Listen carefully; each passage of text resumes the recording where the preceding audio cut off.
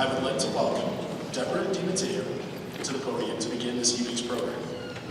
Ms. DiMatteo is a 1988 MBA graduate of Canisius, a vice president at M&T Bank, vice chair of the Canisius Board of Regents, and co-chair of the Women's Leadership Council. Thank you.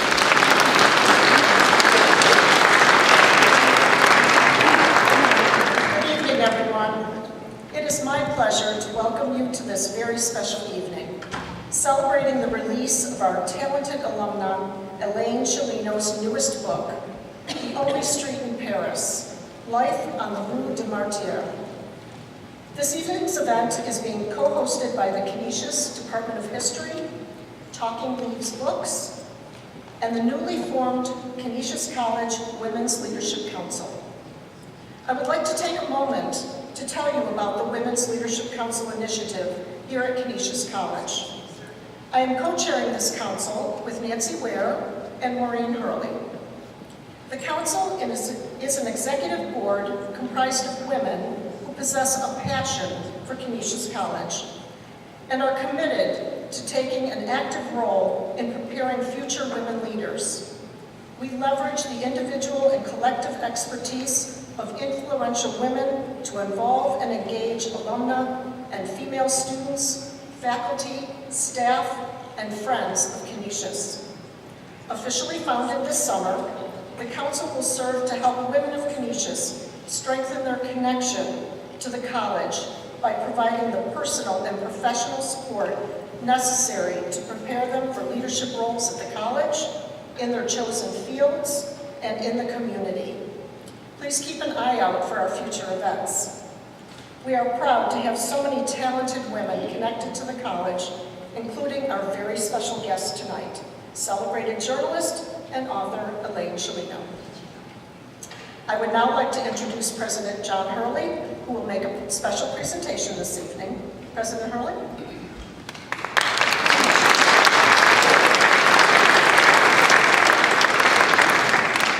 Thank you very much, Debbie, and congratulations to the Women of Canisius initiative. We look forward to many memorable nights here on the campus, celebrating the important place that women have had on our campus since, this is the 50th year, since 1965. You know, it's one of the great pleasures of being president of Canisius College to be able to confer the honors of the college upon deserving individuals who, through their lives, their work, and their examples are worthy of being held up as a testament to a life well lived. Tonight, we welcome back to Canisius Elaine Sciolino, who from her earliest days as an undergraduate in the late 60s gave her professors more than a glimpse of what was to come. Elaine, your former professor Dick Thompson is not able to be with us here tonight. He is, as usual, out traveling the world. But he wrote to me last week and asked that I send along his congratulations. And he reminisced that you and your friends Donna Smith and Chris Brady were memorable high flyers in that excellent class of 1970 at Canisius College. He said, and I quote, "I recall reading her undergraduate essays with admiration and her professional writings with pride that she was from Canisius." Dr. Thompson added, "Thoreau has this punning directive in Walden: read not the times, read the eternities." Elaine is one of the few to cover both time zones. Elaine, you honor us with your presence on the Canisius campus tonight at a time when Canisius is celebrating the place of women in the college, and also at a time when the world in which you have spent so much of your professional life seems such a troubled place. I hope that your life story and the way in which you have helped tell important stories to the world serve as an inspiration to our students. To mark this special occasion, it's my great honor as the president of Canisius College to present you with the Canisius College President's Medal. The medal bears the words, "For God and Country," and it's bestowed only periodically to those who have distinguished themselves in public life through service to God and community. Since 1955, the president of the college has bestowed this medal only 45 times. Among the past recipients are the Polish solidarity leader, Lech Wałęsa, Joseph Cardinal Mindszenty, the Hungarian prelate who was imprisoned behind the Iron Curtain for his opposition to communism and fascism, the Jesuit theologian Avery Cardinal Dulles, and the great humanitarian doctor Paul Farmer. Today, we are extremely proud to add you as the 46th recipient. Congratulations, Elaine Sciolino. Please come forward.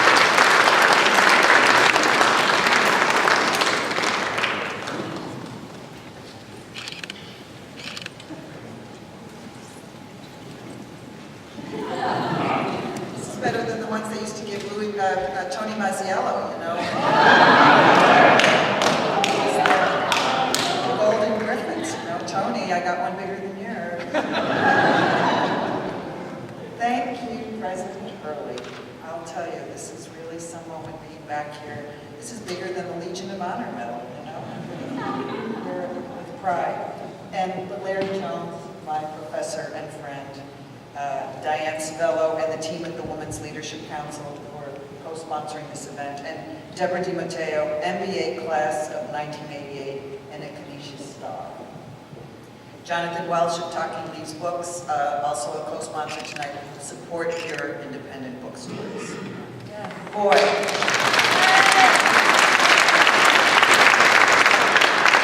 Would my father, Tony the Food King, be proud? And my mother, Jeanette LeMary Sciolino, a homemaker, who discovered one day that she was an artist. And my 4 grandparents, poor and little-educated immigrants from Sicily who settled in Buffalo more than a century ago. They lived the American dream. They worked hard. They bought homes on the West Side, and they sent both of my parents to college. My father, by the way, was a Canisius history major, class of 29. And my mother, Jubal, class of 1931, the only one of 5 siblings to go to college. When I graduated from Canisius in 1970, I never imagined I'd be standing up here receiving the President's Award. And this is going to sound corny, but I am humbled to find myself in the field of greatness. As President Hurley said, there was Cardinal Mindszenty, who got this medal in 1974, who for 5 decades opposed fascism and communism in Hungary and was tortured and imprisoned. And Lech Wałęsa, who got this medal in 1994, who started out as an electrician who founded Solidarity and later became president of Poland and the winner of the Nobel Peace Prize. Wow. And the women. President Hurley didn't mention the women, like Mary McTilda, the first woman to receive the President's Award. She was a nurse and a sister of mercy. She became the foundress and first administrator of Kenmore Mercy Hospital. She was a master fundraiser. She called it friend-raising, and she saved lives in a different, quieter way than the guys. I was a student here in the late 60s during the Vietnam War, and some of us were troublemakers. Remember, George? Right? Yes? Yeah. Your brother Frank was he was the good, but you were a troublemaker. And Canisius taught us how to think, Jesuit style. Speak truth to power, the Jesuit said. Follow your conscience. God, whoever he or she is, will understand. And I was also here when Canisius opened its doors to women in all academic day divisions. We fought hard to wear pants instead of skirts to class. Imagine having to wear a skirt in winter in Buffalo and have to fight. And to break down the walls of the all-men's clubs. But we had Lillian, the Dean of Women, and another recipient of the President's Award on our side. I learned the importance of the pursuit of excellence from professors like Larry Jones. Okay, Larry, you gave me the only C I ever got at Canisius. But then I never finished that research paper on the intellectual liaison between the German novelist Thomas Mann and the German philosopher Herbert Marcuse. You could have flunked me, Larry. So that C was a gift. I forged friendships here at Canisius that are stronger than ever today. And I discovered the mysterious power of serendipity here. As a freshman, I didn't have Dick Thompson. My first English professor informed me early on that I would always be a B student. But I had Jim Valone as my freshman history professor, and he was so passionate and caring that I majored in history. I figured I could make up in fact-finding and analysis what I lacked in sheer brilliance. I followed Dr. Valone's lead and specialized in the history of France, which turned out to be a pretty good decision, no? Serendipity struck again early one morning on the Long Island Railroad en route to the Hamptons. I had no idea you had to change trains in Queens, but the guy sitting next to me helped me out. 30 years later, I'm still married to him. Then there was the serendipity of motherhood. Alessandra, our older adopted daughter, was delivered by Ida Campagna in Buffalo one April afternoon in 1989. 2 days later, Dr. Ida, as we call her, put Alessandra into my arms. My husband and I were so unprepared that she had to sleep in a drawer in my old childhood bedroom on the west side. Ida is here this evening, and thank you, dear Ida, for making me a mother.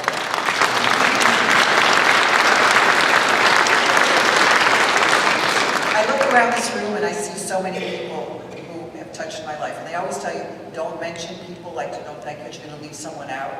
You know, I once left my Aunt Marie out when I got the Legion of Honor, and she came all the way from Florida. So I know I'm going to leave someone out, so excuse me, I apologize.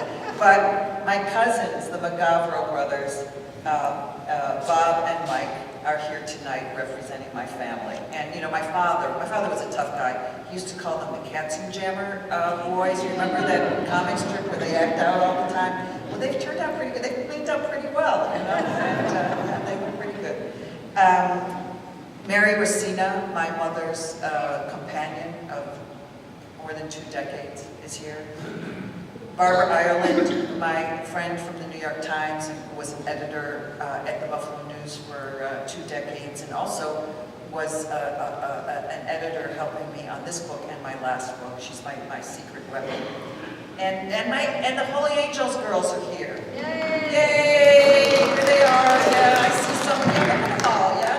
You know, I'm not going to name all of you, but I'll name just Kathy Carney, Dina, and Jean Calhoun, who treated me well, even when some parents wouldn't let their kids come and sleep overnight because I lived on the west side and it was too dangerous.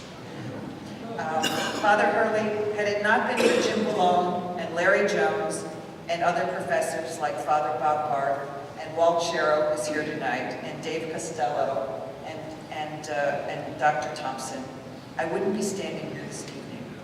The President's Award belongs to them as much as it belongs to me. There are magical moments in life when the clouds part and the sun shines, even in Buffalo in December. And this is one of those moments.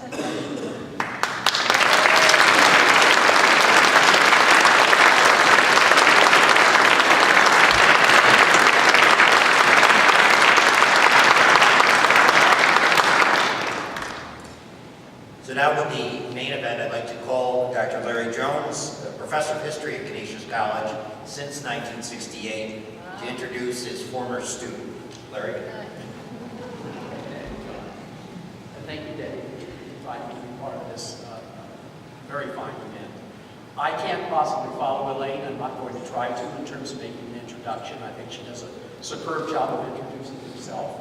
I will only reflect back upon a couple of moments. I remember Elaine in that class, but I also remember her as one student, an extremely gifted and talented group of students that graduated from Canisius in 1970. It was the first class of women students who had gone through 4 years of a Canisius education, and both they and a good number of male students were among the brightest students I have ever taught here at Canisius. I can remember my own experiences here. I was essentially getting off the boat in New York after having spent 2 years in Germany, coming to Buffalo and being pretty much out of my own element, at least for a small boy from a small Kansas farm town. And you can't imagine what it was like to have been sort of accepted into that group of students. It was an incredible experience. Excuse me. I certainly didn't expect this to happen. It was a remarkable experience. And those students have remained some of my best friends from the time they graduated. And I am extremely honored here to present Elaine as our speaker of the evening. I'm not going to say an awful lot to her career. I could mention she's worked for Newsweek, she's worked for the New York Times, she's been working for the New York Times since 1984. She is a specialist in European terrorism. That was her first beat, so to speak. And she has had a number of phenomenal experiences, some of which she has recalled in various venues. I can remember, I think, the first time that she was in Paris, she had received some assignment to go out and interview someone in a Parisian suburb who was pretty much isolated and kept out of the press. She went out there, and that turned out to be a person who later came to be very prominent in world affairs. That was the Ayatollah Khomeini. She's also, so that is one of her early experiences, if I remember. And among other people that she interviewed was Omar Gaddafi. I will leave that to Elaine to tell the details of that interview. But she has been extremely active in that regard. She's also published quite a bit. She's now written 4 books. The one that you have here, The Only Street in Paris, Life on the Rue de Martyr, is the 4th book, which follows 3 others, one on Saddam Hussein, entitled The Outlaw State, one on the Persian or Iranian Revolution, called Persian Mirrors, The Elusive Face of Iran, and then more recently a book called Les Seductions, How the French Play the Game of Life. So she's been very active in that regard as well, and I would mention that in large part, as in honor of the book on how the French play the game of life, seduction, she was decorated as a Chevalier of the Legion of Honor in France in 2010. That's the highest honor bestowed by the French government for her special contribution to the friendship between France and the United States. Without further ado, I will turn the podium back to Elaine for her talk on her most recent book.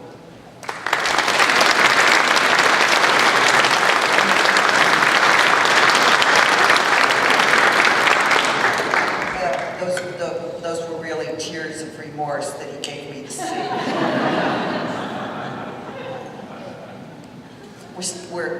We're really still very close friends, you know. We, despite the fact that I'm 100% Sicilian of origin, I forgive you, Larry.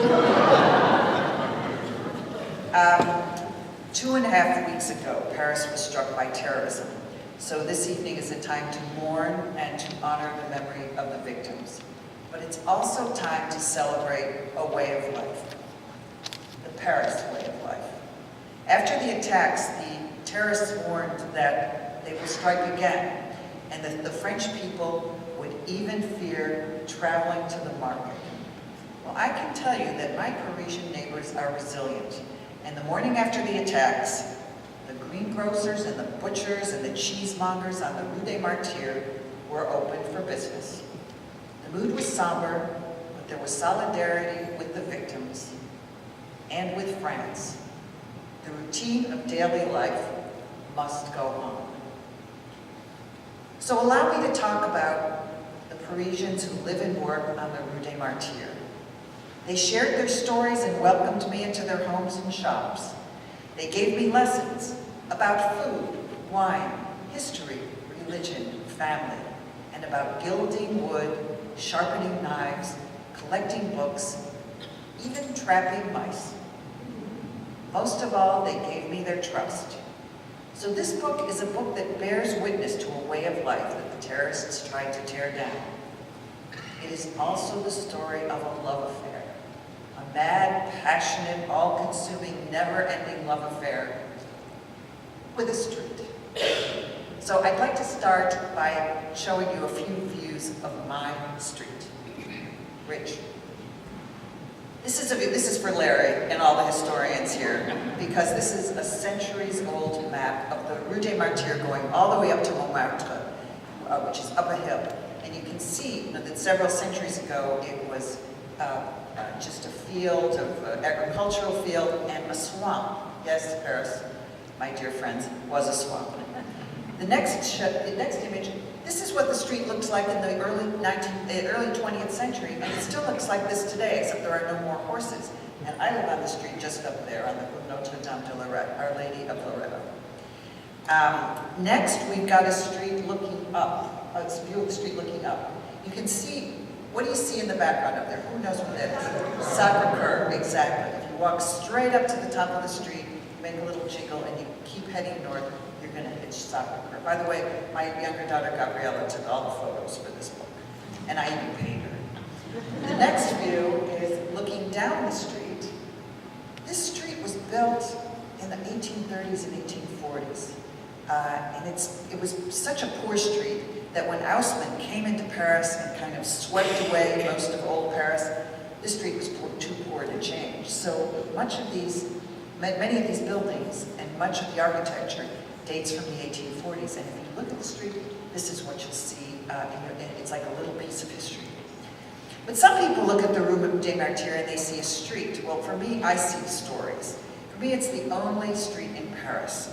It's only a half-mile long, but it's a celebration of Paris and all of its diversity. From shops that have been there for 50, 60 years to cute little boutiques where they only sell products like honey or little choux pastries or pâte nègre ham. I say and do things on the Rue des Martyrs that I wouldn't say or do anywhere else in Paris, and no one except my daughters makes fun of me. Some of you know my parents, particularly my father, who from the time I was a student here called Canisius about every 2 weeks and asked them to do something to make his daughter famous. Does anybody remember those calls from Toni Sciolino? Yeah, there, back there, we got one. Yeah, she got one like about every couple of weeks. Toni would call. But it's funny because my father was a tough guy, but I discovered the good father on the Rue des Martyrs. I really did, because I came to understand this man who really made contact with his customers in his little store in Niagara Falls, Latina Importing Company. And he related to them very differently from the way he related to us at home. And it was only when I came to the street did I, in a way, discover home away from home. Just so that you can see the next slide. This is the staircase where I live. And the reason there's no elevator is because it's landmarked. Thankfully, we only live on the second floor. But, Paris right now feels like home, in part because I have that same communing and partage, sharing with the neighborhood that I had growing up on the west side of Buffalo. And those of you who know the west side know that we lived in the Sicilian neighborhood, and the Sicilian neighborhood was different from the Neapolitan neighborhood, from the Abruzzese neighborhood, from the Calabrese neighborhood, from the Campobassani neighborhood. We didn't mix. But we had those little shops. Remember, some of you who grew up on the west side? they had those little shops where you could buy cheese, or you could buy it, you could go and pick out your live chicken and watch them cut that off and deplume it, remember? Yeah, okay. Well, that's what I feel on the Rue des Martyrs. This is not a long street, as I mentioned. It's the same distance as from Elmwood Avenue, on Elmwood Avenue, from Talking Leaves Books to the Albright Knox. But there are about 200 small shops and artisans there. There are 2 fishmongers and 12 bakeries and 26 restaurants and 3 cabarets and 1 bathhouse with a facade like a Greek temple and 3 independent bookstores. I can never be sad on this street, and the reason is because there are espressos to drink. I mean, you want the best café au lait, café crème in Paris? Just ask Bruno, he'll take care of you. Tell him Elaine sent you. There are warm, crusty breads. Now, who isn't happy when 1:45, just before lunch, you can go out to the bakery and come home with a hot loaf of bread? I mean, those of you who grew up Italian, doesn't that make you feel like all is right with the world? And there are cheeses to sniff. And this is how I really bonded with Tony the Food King, because I knew all about Italian cheeses, even though I didn't know how to press a camembert and know when it was right. There are people to meet, like Guy, the antique dealer, who wears his Jewishness on his pashmina scarves, which he always wears, which is not done really in France because you kind of hide your religion. But one Passover Seder, he had no place to go. So he came to us. We do our Passover Seders since that year, not only in Hebrew and English, but in French. So any of you who are of the Jewish persuasion, if you find yourself in Paris at Seder time, we're always looking for strays. I once wrote that in a story in the New York Times, I wrote a story about Passover, and I got about 100 emails of people saying, hey, I'm going to be in Paris. I come over for your Passover Seder. Then there's Michoud. Oh, this is a little racy for a Catholic college, but you know, we're advanced now. Michoud, this is not Michoud, this is his artistic director, Oscar, and he's playing, this is the 60-year-old transvestite cabaret. Michoud is so respected in France as a philanthropist that he was given the Legion of Honor by President Jacques Chirac. And this is Oscar. Does anybody know who Oscar's playing? Any opera buffs here? No, Dr. Ida, we got an opera. This is opera. Think opera. Maria Callas, you got it. Kathy Carney, you got it. Yeah, La Traviata. There we go. Now there's also a woman. Next slide. Laurence. She's the only woman in Paris who repairs 18th century mercury-driven barometers. And if you go into her shop when she's working and you're quiet, she'll invite you to the back room and you can watch her work. There's even a century-old bookstore where the woman who owns it, whose name is Gilbert, but nothing to do with Proust, the woman who owns it keeps the bookstore closed in the mornings, not because she's semi-retired in her mid-70s, but because she's too busy at home reading all the books. She will only, Dr. Thompson wrote that. Don't you love it? She will only sell a book if she's read it. And she doesn't even have a computer. She has no card catalog. She keeps it all in her head. Now, I have to tell you, next slide. I have made history on the street because I introduced something to the Rue des Martyrs that it never had before. In French, it's called choux frisé non pommé. Does anyone know what Kamel is carrying, holding up? Kale. Someday there will be one of those plaques that says, Kale came to the Rue des Martyrs because of the daughter of Tony the Food King. But this is a serious street.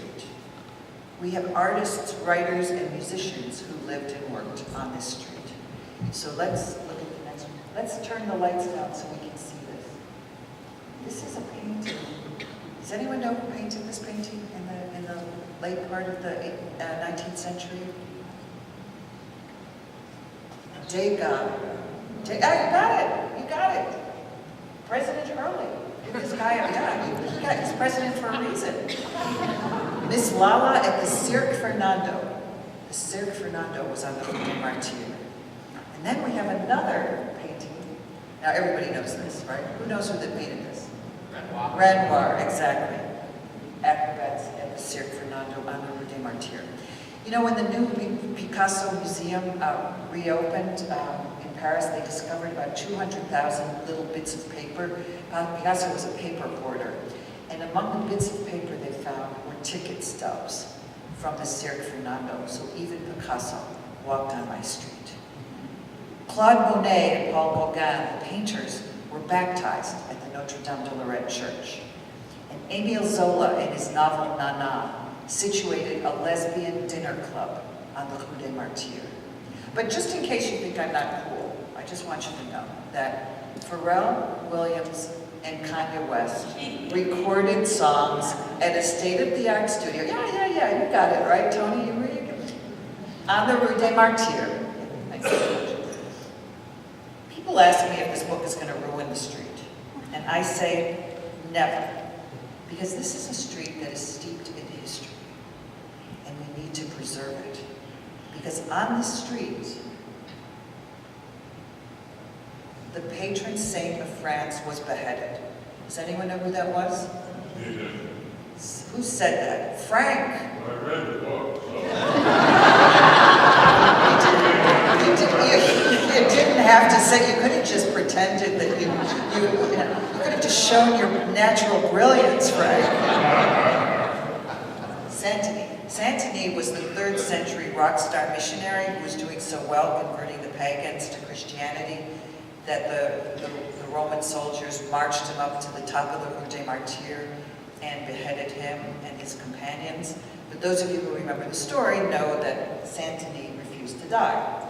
So he picked up his head, he washed it off in a fountain, and he carried it up several miles north where the fancy Santini Basilica is, you know, where they buried the kings and all. Who's ever been to the Santini Basilica? Anybody here? Yep, okay, so you know this grand basilica. But the place where Santini was actually beheaded is this poor little known place. This is what the altar looks like. There are only 4 masses that are said there a year, and it only opens every Friday afternoon for a couple of hours. And this, despite the fact that, who knows who's on his knees? How did you know that? Oh, God. Ignatius and his 6 companions on the Feast of the Assumption, 1534, walked up to this chapel and this crypt, and they took their first vows before they created the Order of the Jesuits. And the guy who sang Mass, Pierre Favre, he was the only one among the 7 who was a priest, so he got to say the Mass. But Pierre happens to be Pope Francis's favorite Jesuit. But Pierre had a problem. He didn't have 2 miracles, and you know how you're supposed to have 2 miracles if do you have any priests here tonight? Okay, 2 miracles, right? We're supposed to have 2 miracles? Father, right? Pierre didn't have 2 miracles. But there is something that you can do sort of like semi-secretly, like the executive order that the president signs late on Friday night when the journalists have all gone home. So Pope Francis, one day, made Pierre a saint. So I decided to write Francis a letter, inviting him to come to the Rue des Martyrs. And with your permission, I'm just going to read a little excerpt from the book. Is that okay? Yes. Me and Francis? Yeah? Okay. This is an excerpt. I had enough going for me to sound respectable. I had been an undergraduate at Canisius College. While based in Rome for Newsweek, I covered the Vatican and traveled with Pope John Paul II. My Jewish husband and I were married by a rabbi and a priest. And not just any priest, but but a Jesuit, the late Reverend Vincent O'Keefe, who had been Vicar General of the Jesuits and General Assistant to Reverend Pedro Arrupe when he headed the Jesuit order. Best of all, my middle name is Francis. My younger daughter, Gabriela, had an Argentinian connection. Her friend Nick had a cousin whose maternal grandmother knew Francis. He had been her confessor in Buenos Aires, and she had his cell phone number. Alas, she was getting a little old and senile, and we figured that Francis had changed his cell phone number when he became Pope. So I figured I had to get the Pope's address. So I reached out to the Rome Bureau of the New York Times, and Elisabetta Povoletto, one of the correspondents, sent me the Pope's address. And the next morning at breakfast, I said to my husband, Andy, I got the Pope's address. And he put down his spoon. We eat Special K and bananas every morning. He would probably be mortified because you're supposed to eat croissants, you know. But no, he put down his spoon and he said, he's a lawyer. Yes, what is it? And I said, it's Post Office Box 1, Vatican City. So he looked up and he said to me, is this like writing to Santa Claus? I addressed my letter to Your Holiness and began like this. It will be a miracle if my letter reaches you, but miracles happen, no? I am confident that during your papacy, Your Holiness, you will come to France, the eldest daughter of the Church. So I'm asking you to consider a visit to a very special but forgotten place in Paris, the crypt and chapel that marked the place where Saint-Denis and his 2 companions were martyred. As you know, it was also in the crypt and chapel that on the Feast of the Assumption in 1534, St. Ignatius Loyola and 6 companions took their first vows of poverty and chastity. I evoked God's presence on the Rue des Martyrs.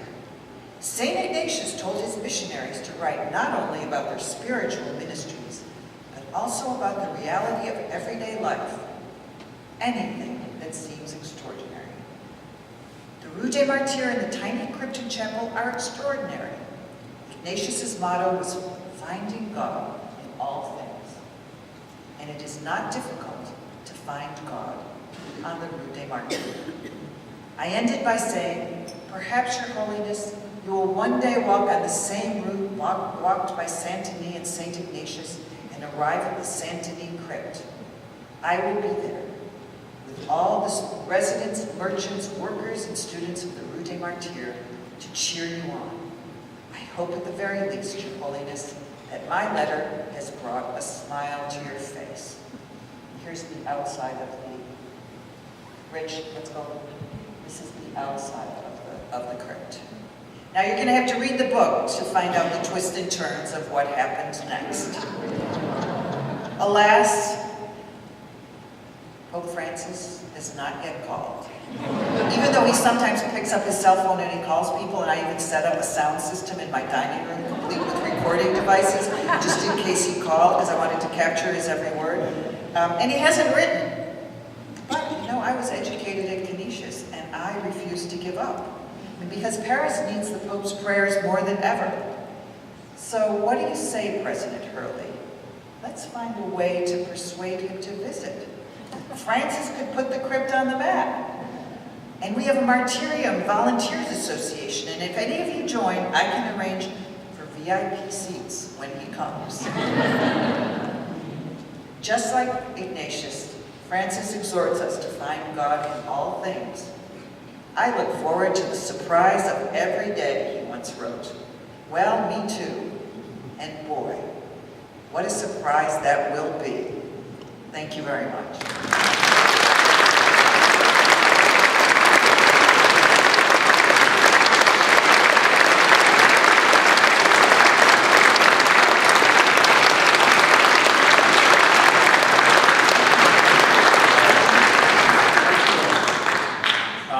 Elaine has consented to take questions from the audience for 15, 20 minutes or something like that. If anyone would like to ask her anything, I would invite her back. I wonder,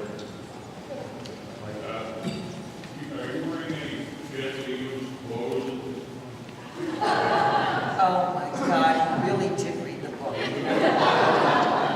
a chapter in the book about taking, I was stuck with Ariana Huffington and her daughter on a Sunday afternoon when all the stores are closed.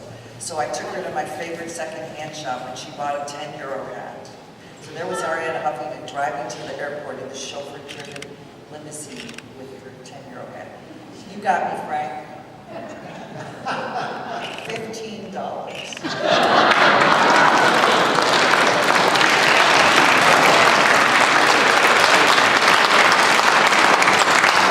My father raised me right, you know? We could never buy retail. I just want to ask you about your comment about the anti-Semitism in Paris. Can you comment about that? I'm sorry, are you asking, you're asking me about anti-Semitism in Paris? Yes. You know, there's always been anti-Semitism in France, and you know, France still suffers from the burden of having collaborated with the Nazis during the occupation. And one of the best things that Jacques Chirac could have ever done as president was to apologize.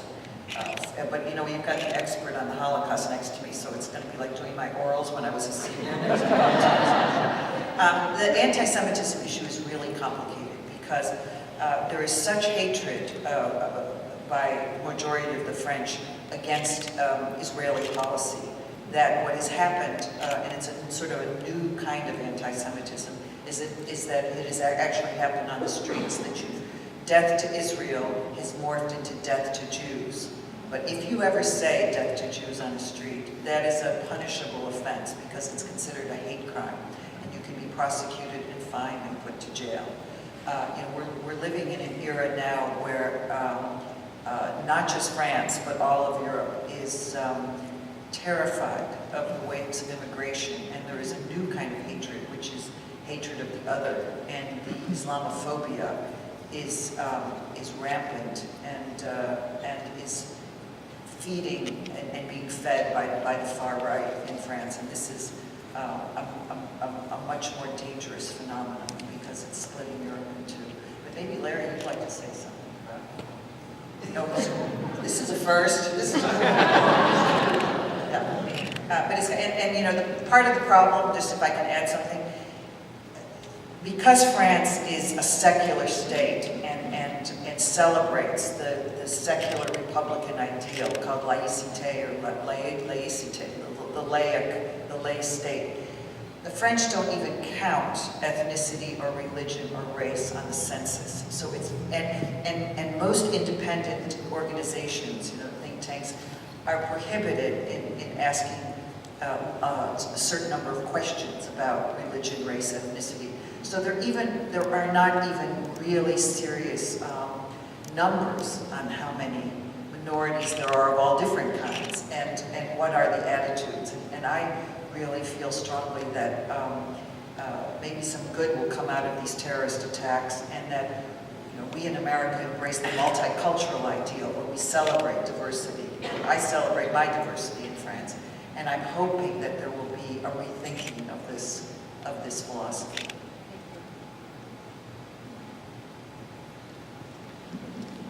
Rich Powers, Elaine, I'm responsible for all your success. I encouraged you to go into English honors, do you remember? You were reluctant to go in, and I said, I was so traumatized by that professor who said I would always be a B student. I just couldn't do it, you know. Larry thought I was an A student. You know, I got a couple A's. 17 of us, first class, we had 2 short questions. Do they still have buskers, street entertainers in front of Sacré-Cœur on Fridays? Do they still have what, I'm sorry? Buskers, street entertainers. Yes, they still have bus tours in front of Sacré-Cœur, yes. Where can you get a good meal in Paris? Where's a great meal in Paris? Where's a great meal in Paris? You know, I write stories like this for the New York Times, but I keep the best ones to myself. But if you email me, I'll give you my secret list. Best thing to do if you're going to go to Paris is rent an apartment. Don't stay in a hotel, and rent an apartment near my street, the Rue des Martyrs, because You got your fish markets, you got your butcher, well, and you can talk to the butcher for 10 minutes about the 2 lamb chops for dinner. You know, you'll eat much better if you cook yourself. Yes? You know, I've never experienced this myself, but the common perception among Americans is that Paris is a very arrogant, forbidding place. And yet in your book, you seem to have ingratiated yourself to these shoppers. What's your secret to becoming a part of the fabric of the street? Well, you know, there are codes that they never tell you when you take French. Like, I didn't know when I first moved to Paris that you walk into a shop, or you walk onto a bus, or you walk into an elevator, and you're supposed to say bonjour. Did anybody know that? Who knew that? I mean, okay, somebody.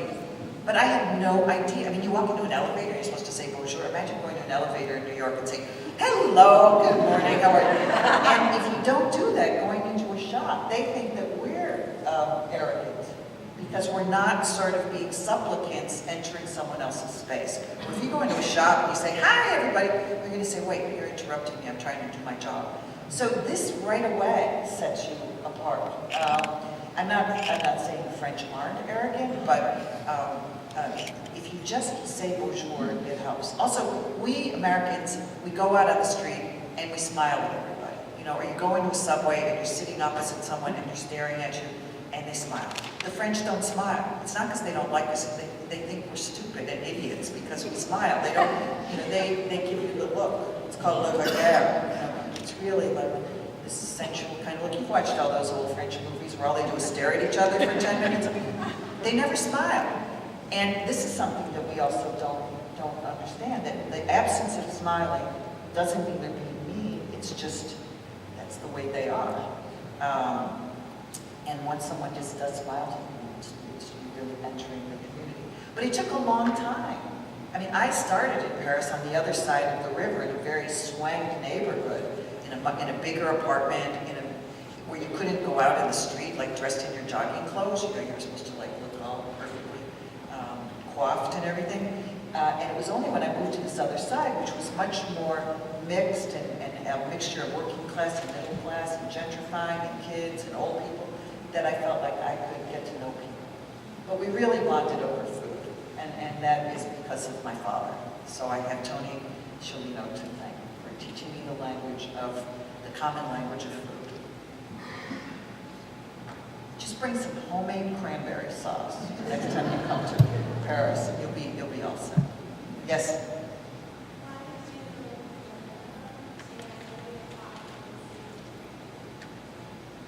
Why did I go into journalism? And what is my view of the state of print journalism? Okay. I went into journalism because I wasn't good enough to be a history professor. I really, I started out at graduate school in a doctoral program, and then one summer I went off to Chicago as a summer intern as a reporter, and I realized I was a much better reporter than I was a scholar. You got to know in life what you're good at and what you're not good at. And I discovered something I was better at than what Larry has done so brilliantly over the years. I mean, from the minute you came, Larry, in 1968, we were touched by his brilliance, but I couldn't do it. But I was blessed because I was in journalism in an era when journalism was a real profession, because now there's a revolution in how we get our information, and there's the decline of print journalism and newspapers, and it used to be that you had your set armies in the battlefields. The Washington Post was there, and the New York Times, blah, blah, blah. And now everyone in the world is a journalist because we democratized the universe with the internet and with digital.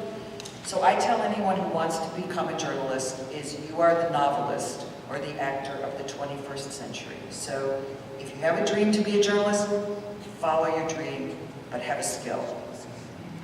Because you might not be able to support yourself in journalism. I tell that to my daughters. My older daughter, now she's got a real job as a special education teacher, but on the side, she gives private swimming lessons for $75 an hour, thank you very much, which is not bad. And my younger daughter's in graduate school, but on the side, she's a photographer. So find, the old days used to say, when you give the commencement speeches, Just follow your dream. No, follow your dream, have a skill. I was wondering, at this point in time, through your experience, has the influence of like the Second World War, you were mentioning anti-Semitism, has the influence of the Second World War, has that died out, or did you find in the characters of people that you're dealing with that they still remember and that there's some influence still, or have the younger people forgotten what that experience was? And your sort of daily... I beg your pardon, I couldn't hear every word, but you're basically asking me if the legacy of the Second World War and the occupation still lives? Yeah, and Yes. sort of you were mentioning that they were anti-Semitic, but... Yes. But, do you know what I mean? After the war, did people have... It's interesting you ask this question because in just about every public school in France, you have a plaque to the victims of the Holocaust. I mean, on my street, on the Rue des Martyrs, there's a high school. It had been a girls' high school during World War II, and the plaque lists the names of the 19 female students and the teacher who perished during the Holocaust. And in my book, I actually have one of the portraits is of a man who worked for many years on the Rue des Martyrs in the Socialist Party Cultural Center, and had to wear the yellow star when he was a child, and he still carries it in his wallet, and he wants to be buried with it. And what was so interesting about interviewing him is that after the terrorist attacks in January against the Charlie Hebdo newspaper and the Jewish supermarket, he went out and marched with 1.5 million Frenchmen who marched in public in solidarity at the Place de la République. And he said very strongly, you know, I am French. You know, I felt it then during the Holocaust, and I feel it now. And you know, I am not afraid as a Jew. And I think that you know, his testimony is evidence that the issue of anti-Semitism is much more complicated than sometimes we, even in the media, portray it. Yes. What? Stand.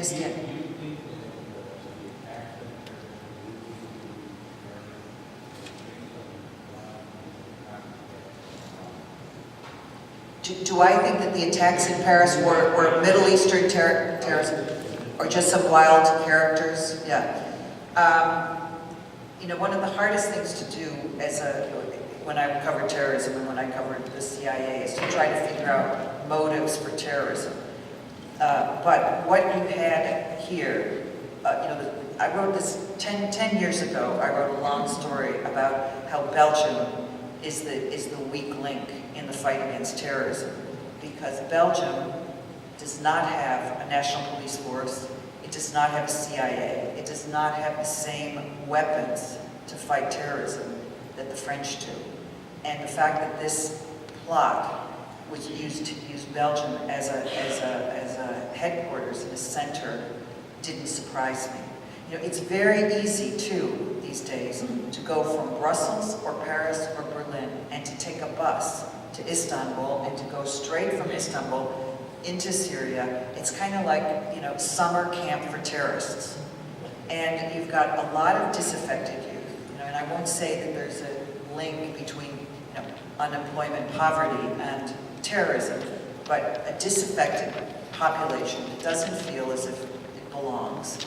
And it's just so easy to go to jihad. And until this kind of issue gets dealt with, and until somehow the flow can be staunched of young people going into these training camps, there are going to be a lot more of these attacks. Hi. We heard a lot about really interesting people that you've met throughout the years. Who would you say is the most interesting person that you've ever met, and who is the most influential to you, not just in general? It can be influential to you. Most, oh gosh, I never do most. I am terrible with those lists when they say to you, you know, what are your top 5 blah blah, and it's like, I don't know, I can't even think about it. All right, top three. Top 3? Well, does influential mean that I have to have liked them necessarily? Oh my goodness. Jacques Chirac on a good day. Bill Clinton. Pope John Paul II, except I didn't agree with everything that he said. You know, the problem with him is that if you asked him a question on the plane and he didn't want to answer it, he blessed you. And then if you asked him it again, he blessed you twice. So I have enough plenary indulgences to go to heaven many times over. So I guess he would probably be the most influential, yeah. Oh gosh, I'm not going to give away those secrets, how many times he blessed me. My goodness. That was between him and me. Yes? Elaine, thank you so much for being here tonight. Just one observation. What can Americans learn from the French in terms of lifestyle or whatever? There were so many observations in your book. What can Americans learn from the French? I'll tell you what I learned from them, not from all French, but from doing this book. And this is going to sound really corny. I learned to forget about deadlines and forget about goals and to forget about multitasking and try to just remember simple pleasures. You know, I started writing this book at a time of transition in my life. And, you know, when I moved from this fancy apartment, I was leaving the staff of the New York Times and going on contract. Suddenly my office is my dining room. I'm thinking, what am I going to do with my life? And I started thinking through things in a completely different way. And I sort of threw out the journalist's deadline, you know, just do what I absolutely have to do now. And also I was the you know, I wasn't I was always an old mother, but I wasn't a mother of kids anymore, so I had the luxury of being able to just say, what do I want to do today that is going to make me feel happy? You know, I was saying to Jean Calhoun, who I went to high school with, All Angels, that I follow her on Facebook because she takes the time to garden. And she takes pleasure in a beautiful flower. And you know, we've all got problems in life. We either have, you know, sick parents, kids who aren't, you know, doing what we want, the spouse that doesn't know what he wants to do 10 years from now, you know, whatever. But we got to do something that makes us feel good, whatever it is. And I have to tell you, coming to Buffalo for these 3 days really makes me feel good. So.